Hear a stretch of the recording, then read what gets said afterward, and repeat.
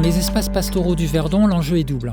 Il s'agit à la fois de maintenir et faire vivre une activité économique structurante pour le territoire. Il s'agit aussi d'arriver à maintenir et préserver un réseau d'habitats favorable à tout un cortège d'espèces liées au milieu ouvert. Alors les deux papillons donc, sur lesquels on a travaillé, il y a premièrement l'Apollon, Parnassus apollo, qui est un grand papillon majestueux, emblématique des montagnes d'Europe. Et le deuxième, c'est le semi-Apollon, donc son cousin, Parnassus mnemosyne, et qui est aussi un papillon d'altitude. Et donc ces deux espèces, elles restent encore bien représentées dans les Alpes du Sud et notamment dans le Verdon. Mais ça reste des espèces qui sont menacées, qui ont vu leurs effectifs et leur répartition régresser de manière très importante.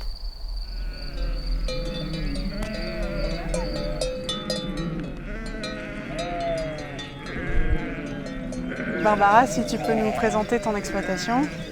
Alors on a 330 brebis mères.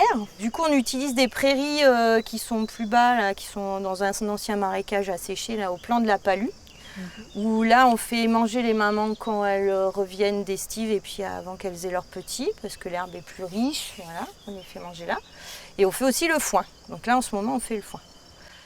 Et ensuite on mange aussi autour du village, donc dans ce genre d'endroit. Voilà, là c'est pratique aussi quand les mamans vont agneler parce qu'elles sont pas loin, on peut les rentrer en bergerie facilement. Ensuite on part aussi dans la colline, toute cette colline là et puis beaucoup plus haut. Hein, on suit l'herbe en fait, on suit la pousse de l'herbe. Et on va manger dans cette colline. Et puis l'été on part en estive, donc on fait une mini transhumance. Souvent on a tendance à opposer activité humaine et biodiversité. Et alors que bien souvent, la plupart des espèces ont coévolué avec les activités humaines. Et là, on a un exemple, par exemple, d'un papillon qui va être inféodé à des milieux ouverts ou semi-ouverts qui n'existeraient pas ou pas de cette manière-là s'il n'y avait pas d'activité humaine. Il y a une notion qui est également importante à prendre en compte, c'est l'échelle du paysage. On parlera notamment de mosaïque paysagère, puisque c'est cette mosaïque qui va être favorable à un ensemble d'espèces qui auront besoin non pas seulement d'un type de milieu, d'un habitat spécifique, mais d'un ensemble de milieux.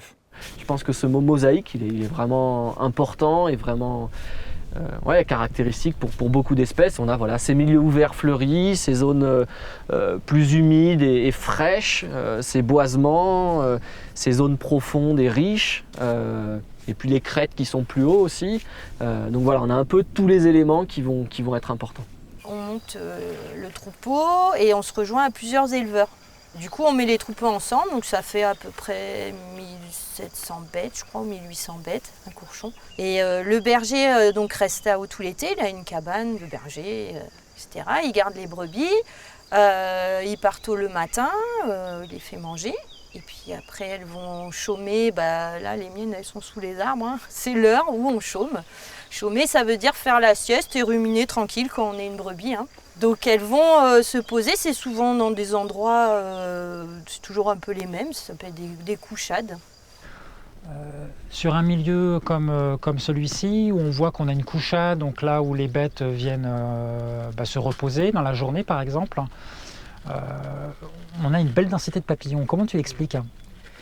En fait, ce qui se passe, c'est que quand on a dans ces milieux de montagne, globalement, l'apport en éléments nutritifs pour le sol, il est quasiment inexistant. Et donc, à partir du moment où on va emmener un troupeau, on va emmener des bêtes en montagne, on va enrichir le sol. Et donc, on va faire qu'on a un sol plus profond, plus favorable, plus riche, ce qui peut être très négatif pour les milieux, mais ce qui peut être aussi positif dans une certaine mesure. Et là, par exemple, on a un très bel exemple de lisière arborée. Et donc ça, en fait, c'est vraiment favorisé et lié au pâturage, à la présence de bêtes et de moutons. Hein. Et ce milieu, ces moutons vont favoriser la présence de la plante hôte du papillon, la corydale, et puis vont permettre aussi le maintien d'espaces ouverts. Donc en fait, on réouvre certains milieux parce que bon, du coup, c'était pas forcément, il y avait plus beaucoup d'éleveurs, donc ça s'est refermé pas mal à certains endroits. Donc il y a plusieurs techniques. La première utilisée, déjà il y a l'entretien. des parcelles par le pâturage. Ouais. Mais bon, parfois ça suffit pas, des pâtures qui ont été pas du tout entretenues pendant 40 ans, c'est complètement fermé. Et du coup là on passe au gyrobroyage. Donc ça permet de rouvrir des parcelles qui avant étaient des parcelles pâturées mais qui se sont refermées.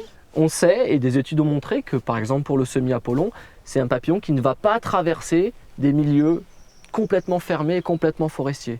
Donc imaginons une crête avec une belle population de semis-apollon sur un bout de la crête, une belle population à un autre bout de la crête, et puis une fermeture des milieux au milieu, une forêt qui va s'installer, relativement dense, et bien on va isoler les deux populations qui ne vont plus être connectées. Donc ça c'est un vrai problème, une problématique à large échelle et sur un pas de temps qui est assez large. Mais aujourd'hui quand on couple ça avec le réchauffement climatique et dans un contexte plus général de disparition de ces espèces-là, eh bien, on en arrive globalement avec une problématique qui devient majeure et des espèces qui sont aujourd'hui emblématiques de cette fermeture des milieux et qui, en les étudiant, permettent de mieux comprendre ces fermetures de milieux et qui permettent de mieux comprendre et de mieux cerner aussi les endroits où la restauration de certaines pelouses, de certains milieux ouverts, paraissent essentielles et nécessaires dans le cadre plus général, on va dire, de la trame verte et bleue du parc. Finalement, il y a un réel lien entre le pastoralisme et la trame verte et bleue, puisque les éleveurs sont des gestionnaires des milieux et de la ressource. Et donc, dans le cadre de la trame verte et bleue, le plan d'action doit être une opportunité à la fois pour la biodiversité, mais aussi pour répondre aux enjeux pastoraux, pour maintenir l'activité pastorale et donc une bonne gestion de ces milieux.